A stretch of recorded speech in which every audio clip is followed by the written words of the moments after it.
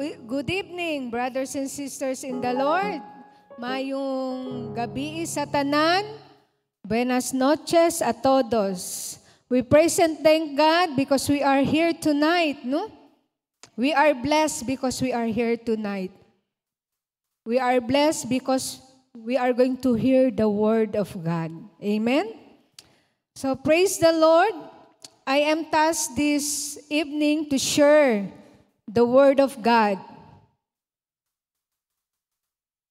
Ganiha, no, at atong scripture reading is found in the book of Ephesians, or our text for tonight message is found in the book of Ephesians chapter 4 verses 2 to 3. No? Naka-flash na sa, I think, sa screen, no? Ephesians chapter 4 verses 2 to 3. So let's read all together. Verse 2. Be completely humble and gentle. Be patient, bearing with one another in love. Verse 3, make every effort to keep the unity of the Spirit through the bond of peace. So, iusub nato, no? Ephesians chapter 4, verses 2 to 3. Verses 2 to 3. Okay, so, basahon na lang nato, no, sa tanan man ta naa siguro Bible, no? Okay? So our topic or the title that I'm going to share to you, Living a Christian Life. Living a Christian Life. So sa Cebuano ba? Cebuano pa, ang kinabuhing Kristohanon. Lahat ba dito Kristiyano? Todo ba kita mga Kristiyano? Once you have relationship with the Lord Jesus Christ, you are a Christian. Amen? El tiene relasyon kun Jesucristo, amo, talama kita un Kristiyano. Amen ba? Praise God. So how do we live a Christian life? Paunsaon ta magkinabuhi sa pagkakristohanon, no? Pakimodo kita bibi as a Christian. Kosa-kosa kita ta pwede mira na un Kristiyano. What are the evidence, no? Evidence in living a Christian life. Living, when you say living, L-I-V-I-N-G. So living, nagkinabuhi. Hindi living katong you left or gibiyaan nimo, no? Living a Christian life. So makita nato, no, his deeds, his actions, and word that comes out from his mouth. Tasabi kita, no, si un verdadero Kristiyano, the way he talks, his deeds, his action, and his word. No? Are words that glorifies God. So what are the words that we can glorify God as believers of Jesus? No? Praise the Lord. Hallelujah. No? Ma-utter na nato as a believers of the Lord Jesus Christ, as Christian. To God be all the glory. No? Pwede kita sabi, el un Kristiyano, cosa eleta, usa mga palabra, no? Tambles el mga gente. His deed, his action, and word that comes out from his mouth are words that glorifies God. How will you glorify God? In our deeds, in our actions. No? Kung nasa labas tayo, kasama natin yung mga unbeliever, So makikita talaga nila kung iba talaga yung buhay bilang isang Kristiyano compare sa kanila. They uttered bad words, pero yung mga Kristiyano, hindi. No? Alam na natin kung ano yung mga bad words, no? He never uttered bad words but glorifying words. Living a Christian life, someone who put his trust and faith to Jesus Christ. No other God but the Lord Jesus Christ. You cannot be a Christian if you don't have faith. If you are not trusting the Lord Jesus Christ.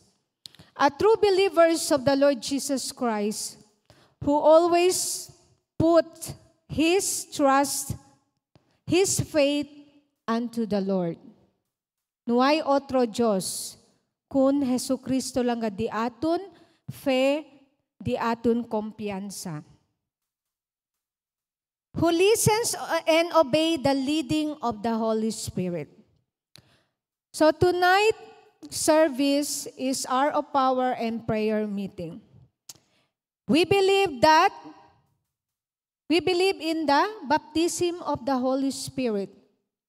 Without the leading of the Holy Spirit in our lives, we cannot be a true Christian. A true Christian always leading, no? Leading in the Holy Spirit. He always put his trust and confidence in the Holy Spirit. Everything that he do, he will see to it that he will glorify God. Hindi to keda verdadero Kristiyano, si hindi to. May to fe na Holy Spirit. The Holy Spirit is our teacher. He guides us unto all truth. He always directs us. His life reflects and resembles Christ. When you say resembled Christ, we are living a life na makita sa ato ang kinabuhi si Jesucristo.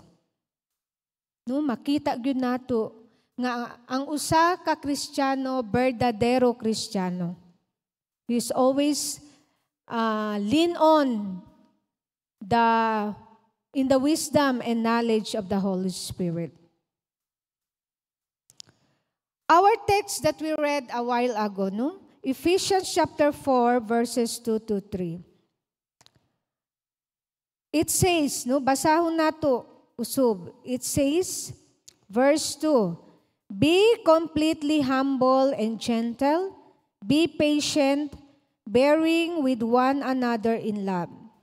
Verse 3, make every effort to keep the unity of the Spirit through the bond of peace. Being gentle and humble.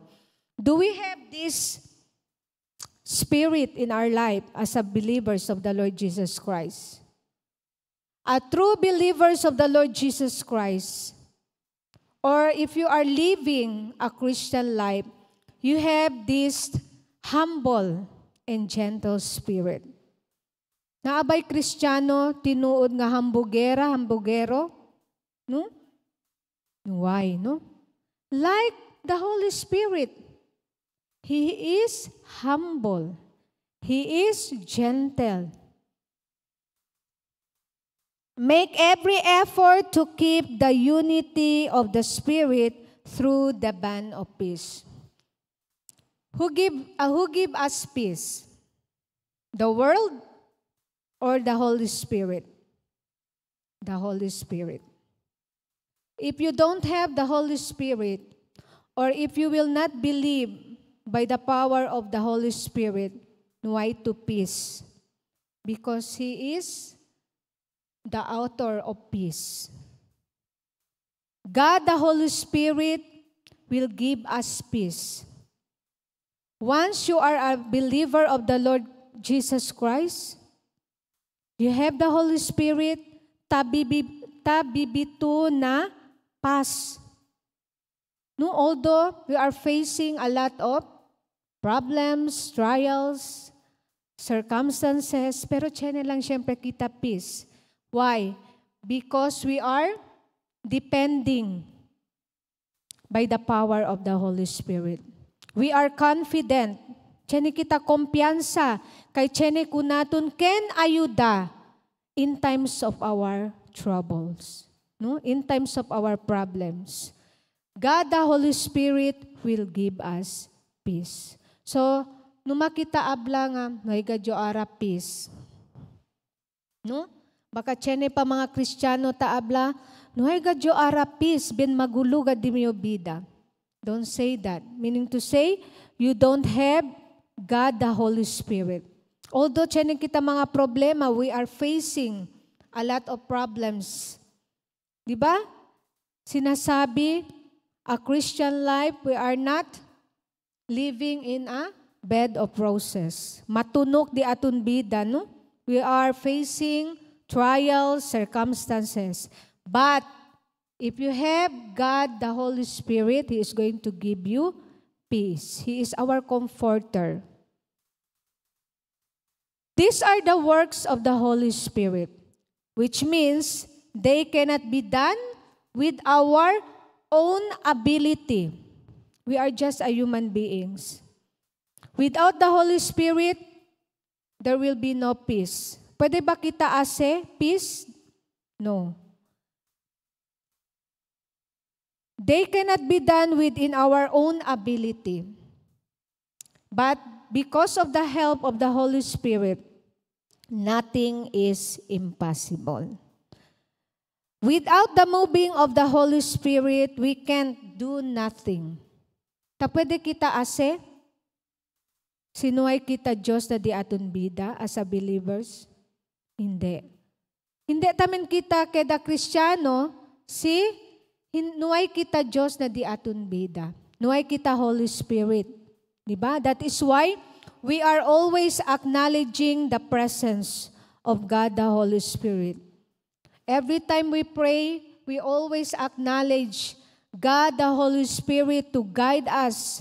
Kosa kel kita debe man pray, di ba? Because He is our great teacher. He will guide us. Kosa kita debe man pray. Without the Holy Spirit, there will be no transformation of life. Who can change us unto righteousness? Who can change a person to become a born again? A new life. No? Tiene el nuevo vida. Only God the Holy Spirit. A person cannot be changed si hindi ele cree na Holy Spirit. Because the Holy Spirit itself is the one who transforms the lives of a person. Transformation of life. Meaning to say, from old to new life, changed by God. The help of the Holy Spirit comes to us by our faith. So what does it mean? The help of the Holy Spirit comes to us by our faith. Without faith, it is impossible to please God. That is why we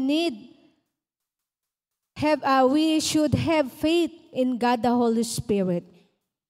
The help of the Holy Spirit comes to us by our faith. Por medyo na di aton fe kunele. I cambia gayod el un vida. Every time we pray for that person, do not think in our own ability. Every time we share the gospel of salvation to others, do not think by our own ability. We should always lean on the power of God, the Holy Spirit, because we cannot share the gospel to others without the power of the Holy Spirit, without the guidance of the Holy Spirit. The help of the Holy Spirit comes to us by our faith. That is why we need to believe the power of the Holy Spirit. Do you believe tonight? No? Ken aki takre kay chene gayod poder el Holy Spirit na di aton bida. Amen. No? El mga sambuanggenya, grita agad sila, Amen. O, kaya entende agad sila, no? There is power in God, the Holy Spirit.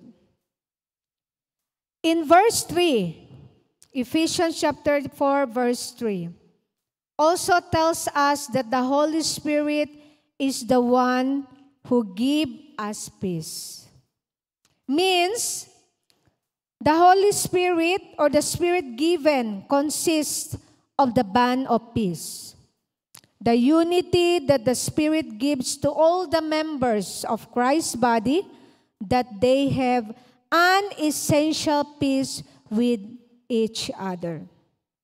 The Holy Spirit unites the believers with Christ and places Him in the body of Christ, the church. Who are the body of Christ? We are the body of Christ. That is why we need to be united for us to have peace, the bond of peace. Si hindi kita united, what will happen to our family, to our brothers and sisters? Chene conflict, no? Why peace? So el opposite, conflict, magulo. But because of the Holy Spirit, we are united by the bond of peace. That is why, as a brothers and sisters in the Lord, in our family, Akina Church di aton, it is very important for us to be united. Hindi faction. Naabay faction, ay grupo-grupo. Although no naagyud ta katong mahilig ta magmingle sa atong brothers and sisters, kay naanad ta. Pero walay faction. No? Walay daot-daot sa matag usa, no? Because we are brothers and sisters in the Lord, we are united by the bond of peace. You should be united in sharing the gospel of salvation. What is our goal? To share the gospel of salvation. You cannot share the gospel of salvation si kita mismo aki na iglesia, no, hindi kita united. Nuay kita peace. No? We must first examine our relationship with each others, no, as brothers and sisters in the Lord. So we are the body of Christ, meaning we are following the footstep of the Lord Jesus Christ as believers. Who are the body of Christ? So, kanina no, nag-answer, we are the body of Christ. We are the church. We are the body of Christ. So, we must have to love one another, comfort one another. So, that is why we are encouraging our brothers and sisters in the Lord to pray for each other. No, to pray for each other. Because through prayers will unite us, will give us the bond of peace. So we believers of the Lord Jesus Christ, sabi kita kay kita ay mga anak del Diyos. We are Christian. So when you say Christian, we are nothing without Christ. I am nothing without Christ. So we must see to it that we are always following the guidance of the Holy Spirit. Hindi to bibi un verdadero Kristiyano, si kumpiyansa lang to na dito yung abilidad. What will happen to us? Si kumpiyansa kita na di aton un abilidad, ay ako gad ni, ako nagyud ang pinakakusgan mag-share sa gospel, sa pulong sa Ginoo. Kana sila, dili sila qualified, kay dili sila maayo magstorya. But once you are willing to be used for God's glory and honor, hindi ta mirael Diyos ko sa to degree, ko sa to klase gente, as long as you have the spirit of humbleness and gentleness. And you are willing to be used for God's glory and honor. Another supporting verse that it will help us to live a Christian life. Galatians chapter 5, verse 16. Galatians chapter 5, verse 16 says, "This I say then, walk in the Spirit, so that we will not fulfill the lusts of the flesh." So why is it we should walk in the Spirit? What will be the answer? So that we will not fulfill the lust of the flesh. So that is why we should not depend in our own ability. Kay mapakyas gyud ta because we are just a human beings. Although we have Jesus, we have the Holy Spirit. Do not depend in our own ability. Kay ako, bien bright kaayo ko, maayo ko magstorya. Kana siya, dili maayo magstorya, ngano na siya mag-share. I hope wala ana, ha? God will not use us if we don't have the spirit of humility. Walk in the Spirit so that we will not fulfill the lusts of the flesh. What are the lusts of the flesh? So daghan kaayo. The pride of life, no? Mga material na bagay. So once we have the Holy Spirit, we can overcome those things. We are not focusing on that, the work of the flesh or in material things. Once we are really have the Holy Spirit, tapensa kita ko sa iyo as a Lord Ara, to glorify your name, to exalt your name. That is why some of us are holding Bible studies, no? Because they are leading by the Holy Spirit. El Holy Spirit kunila tangiya ko sa sila debe ase. As Christian, living a Christian life is not only sitting in one chair. Living a Christian life is to go and share the gospel of salvation. So I pray, and this will be our prayer, that all of us tonight are willing to share the gospel of salvation. Meaning, we are obeying the Holy Spirit, the voice of the Holy Spirit. If you have the conviction to share the word of God, to share the gospel of salvation, meaning to say, you are convicted by the Holy Spirit. That is the work of the Holy Spirit, to glorify and exalt the name of the Lord Jesus Christ.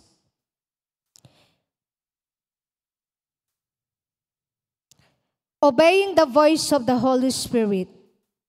So when you say obeying the voice of the Holy Spirit, as we Christian, we are always, or we must obey the voice of the Holy Spirit. So, hindi kita debe abla, noy man kumigo abla el Holy Spirit. Kay man Bible study yo. So, meaning to say you are not willing. Kasi el Holy Spirit, tamira ele el corazón del un gente. Diba? If you are willing to be used for God's glory and honor. No? Abla lang si pastor, sister, mag-Bible study ta. Ay, dili ko pastor, kay naapagod ko sa buhaton. Meaning to say, you are not listening or obeying the voice of the Holy Spirit. God will seize our heart. No? Sabi ele ko sa diaton, na diaton korason. Another supporting verse that will help us to live a Christian life. Galatians chapter 5, verse 22. Okay? Open your Bibles to the book of Galatians chapter 5, verse 22. So siguro some of us memorize this verse, no? This is a common verse. I think ang mga bata, most of them memorize STL verse, no? Galatians chapter 5, verse 22. But the fruit of the Spirit is love, joy, peace, long-suffering, gentleness, goodness, faith. Verse 23. Included ang verse 23. Meekness, temperance, against such there is no law. Love. So, if you don't have the Holy Spirit, it is hard for us to love our enemies. Tanan ba ta diri na ay kaaway? Wala, no? I hope wala. Masuko man ta pero lahi po itong kaaway. Kay meaning to say, dili gad nimong ma-forgive kay kaaway gyud. Love your enemies. Joy. When you say joy, kalipay sa pag-alagad o pagsirbi sa Ginoo. Do we have that joy? Baka abla kita ay Sunday na tamin, aten na pudtag sayo na pudtang bang mata kay mo aten taog Sunday school, kapoy kaayon eh. Kinsa ana, you don't have the joy. So if you have the joy, meaning to say, el Holy Spirit contigo talye, kay excited to benen na church, excited to uwi el palabra del Diyos. No? Are you excited in serving the Lord? Brother, ikaw karon mag-share. Ay nga naman ako, pastor, wala gyud lain. Are you excited in sharing the gospel to others? Or magreklamo na pud ta nga, ay, wala siguro lain good, ako na pud ni. Ang mga council na lang sige. How about the rest? If we have the opportunity to share the gospel, are you excited? Mag-Bible study ta dito, sister, ay excited ka ito. Asa na dapit? No? Kung mag-ingon ta, Bible study ta, ay sister, sorry, gyud kay maglimpyo pa ko sa balay, dagang pa ko buhaton. Meaning to say, you don't have the joy, the fruit of the Spirit. Peace, no, ganina. Holy Spirit, when you say Holy Spirit, di ba yung symbol niya is dove? Meaning to say peace. And Jesus is our Prince of Peace. Long-suffering, gentleness, goodness, faith. Faith without faith in the Holy Spirit, there will be no transformation of a person's life. As a Christian, meekness, temperance, against such there is no law. Faith, meekness, temperance. Unsa diri sa fruit of the Holy Spirit na wala pata? Ay, sister, ako tanan na gyud ni naa sa ako ang kinabuhi. Perfect na kaayo ko. I am not exempted. Dili tanan na ako diri. Because we are still working unto perfection. Love, joy. Let us examine ourselves tonight. Lord, asa ko wala diri? Naa ba ko'y love? Naa ba ko'y joy sa pagsirbi kanimo? Naa ba ko'y peace, long-suffering, gentleness, goodness, faith, meekness, temperance? Naa ba ko, Lord, ani tanan? So what will be your prayer? What will be our prayer? I am not exempted. Natanan, all of this fruit of the Holy Spirit or fruit of the Spirit dapat naata. And this will be our prayer. Lord, wala man gyud ko ani joy, Lord. No? Every time taanda yun na church, igual hindi man you happy. So what will be your prayer? God the Holy Spirit. You ask God the Holy Spirit to give you joy. You ask God the Holy Spirit to give you love. peace, long-suffering, gentleness, goodness, faith, meekness, and temperance. These are the fruit of the Spirit. As a Christian, we must be gracious and merciful to others. Like Jesus, He is so gracious. He is so merciful. He died on the cross, maskin way elekulpa. Nagpakamatay siya sa krus because He is so merciful. Dili siya moingon nga naman kung magpakamatay, wala gani kusala, di ba? Pero because He is so loving, He is so gracious, He died on the cross for us to be saved. Amen ba na apata diri? Simbahan, amen. Este mga spirit na tineelun verdadero Kristiyano, he is behaving what? Christ-like life. Christ-like life. If you have the fruit of the Spirit, you are behaving Christ-like life. So meaning, hindi ta tiene pruta del Holy Spirit, si nuay kita relasyon kun Jesucristo. Si hindi kita born again. Si hindi kita Kristiyano. We cannot have this fruit of the Spirit. Si hindi kita verdadero Kristiyano. Only those who accepted the Lord Jesus Christ with a genuine relationship with the Lord Jesus Christ and believing, have faith with the power of the God, the Holy Spirit. You cannot be born again, changed, or life changed by God if you are not willing to be changed. But because of the conviction of the Holy Spirit to a person, he is willing to be changed. And the work of the Holy Spirit will not work in your life if you are not a true born-again Christian. When you say born-again, a life changed by God, it is not a religion. It is a relationship with the Lord Jesus Christ. Born again is not a religion.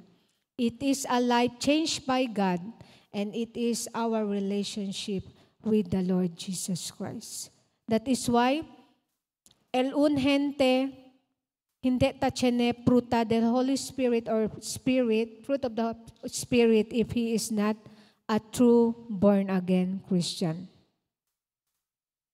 So let us examine ourselves tonight. Kosa ka mga fruit of the Spirit na nuay pakita. No? All of us, we are not exempted. So our prayer tonight, that all the fruit of the Spirit, tiene debe kita as a believers of the Lord Jesus Christ. So I will give you example, no? When Jesus Christ was hung on the cross, because He is gracious, He is merciful, God, when Jesus was hung on the cross, rabyaw ba ele na unhente? Rabyaw ba ele ken kunele ya klaba na krus? Hindi. No? Wala siya ni suko. So what will be the answer of this situation? Luke 23, verse 34. It says, "Then Jesus said, 'Father, forgive them. They know not what they do.'"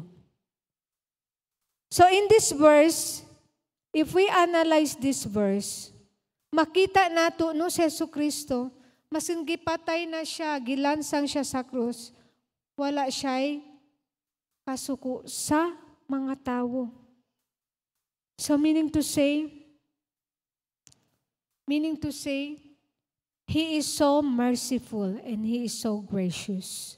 So as a believers of the Lord Jesus Christ, it is really important for us to have a heart that is merciful, a heart that is full of gracious, like Jesus.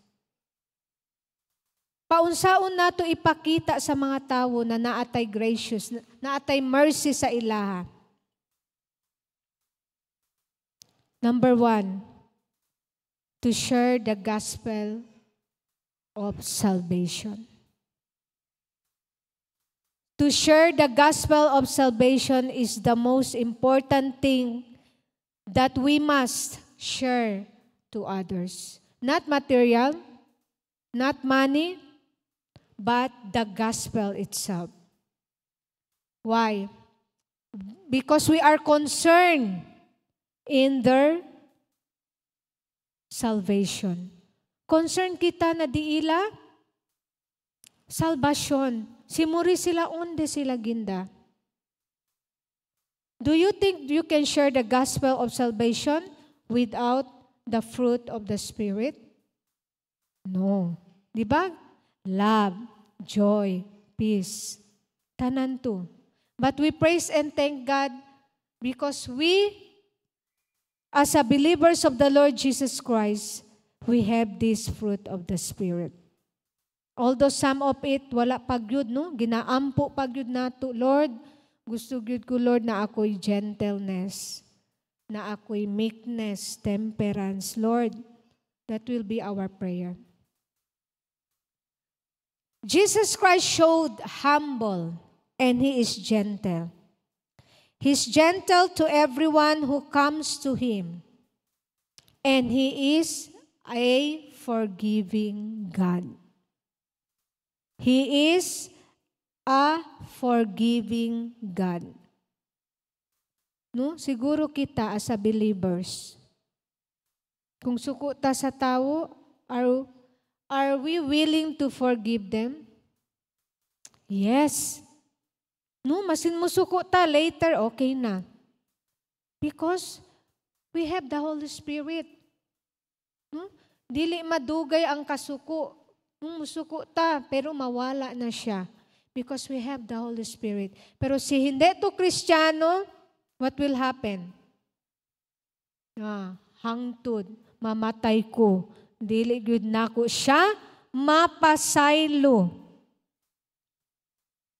No? Na asa man ta mapunta ani kung mamatay ta dili ta makapasaylo sa mga tao na suko ta. Always pray for what? Love. If you have love, you can easily forgive that person. No? Because of the fruit of the Spirit. He deals with us patiently and loves us unconditionally. The love of God is unconditionally. We cannot fathom the love of God. Why? Si Jesus gani yamuri na krus para kunaton tiyan ba ele kulpa? Why no? Pero He offered His life for us. So kita kaha, mahimo ka na nato, magpakamatay ta sa usa ka tawo nga nagkasala sa atua. No, lisod, no? Easy ba? Lisod. Pero God, He is so loving. His love is unconditional. We cannot fathom the love of God. No? We cannot fathom the love of God. Lantawan nato ang kalibutan. How big is the world? We cannot fathom the love of God. Because of unforgiveness,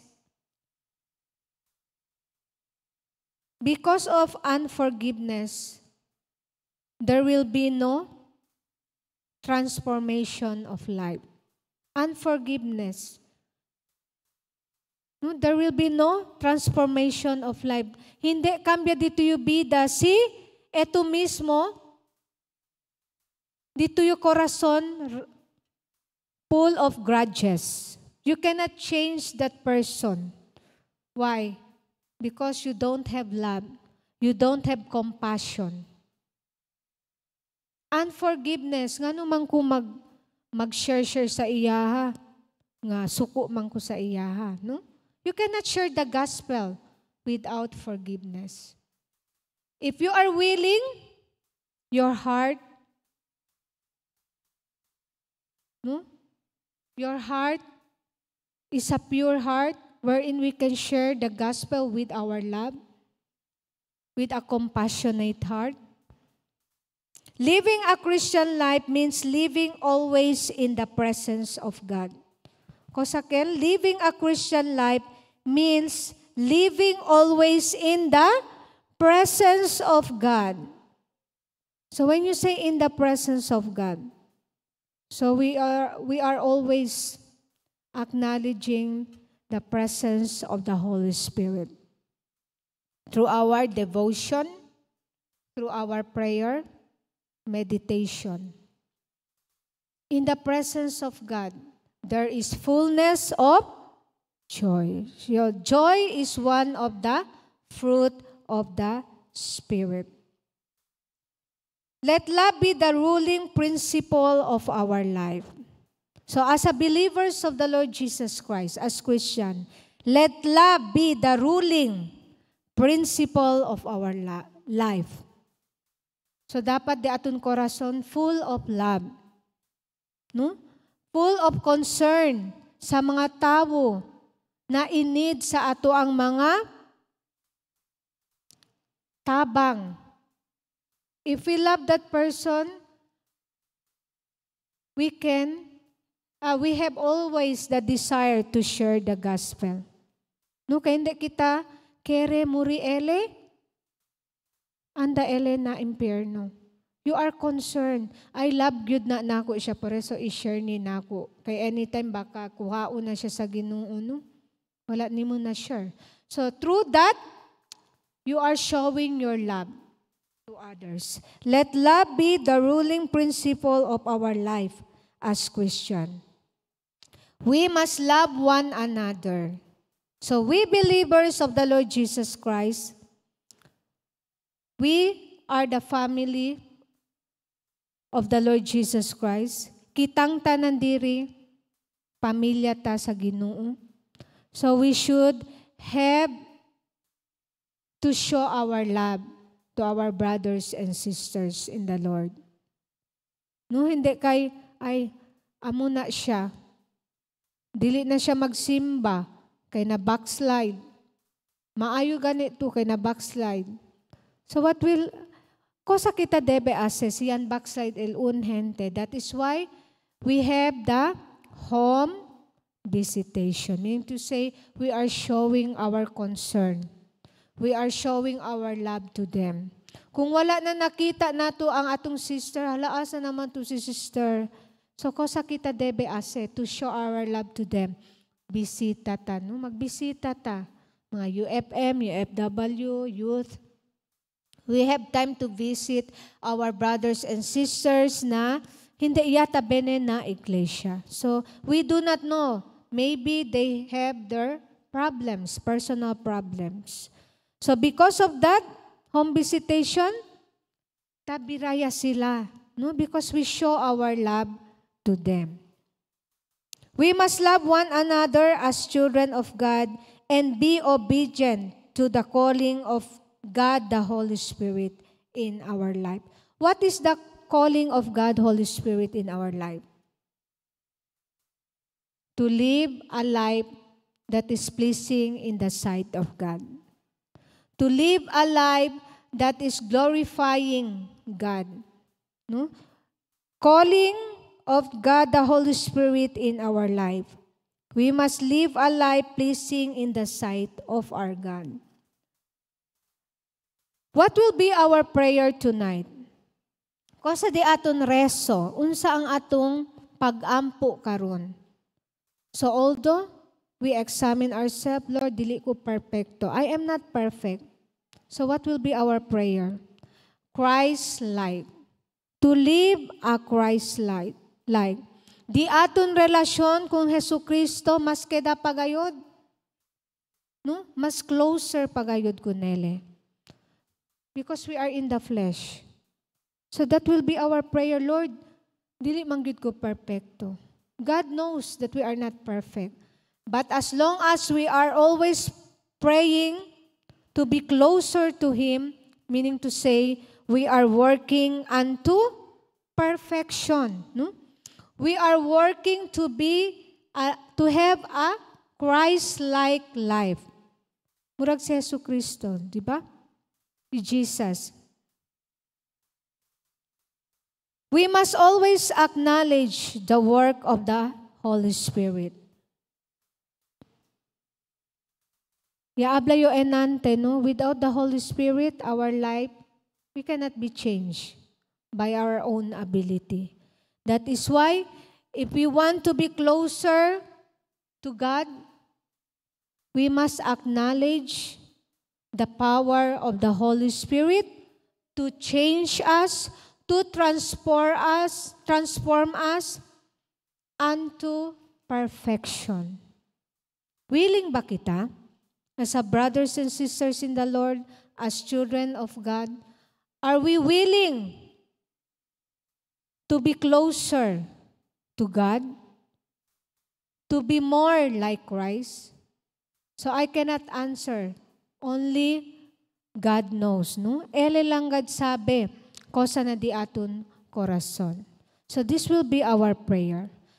Shall we all stand? And our closing song, let's sing this song, no? The Spirit of the Lord is now upon me.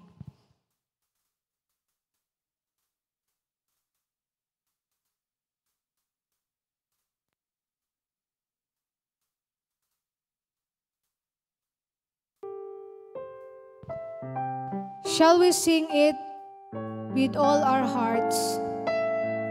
That we have the Spirit of the Lord.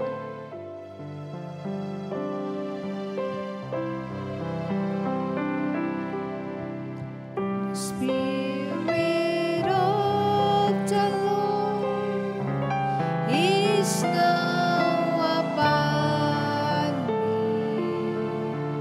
to heal the broken heart and set the captives free, to open prison doors and make the blind to see. The Spirit of the Lord is now on me. Once again, Spirit of the Lord is now upon to heal the broken heart and set the captives free, to open prison doors and make the blind to see. The Spirit of the Lord is now.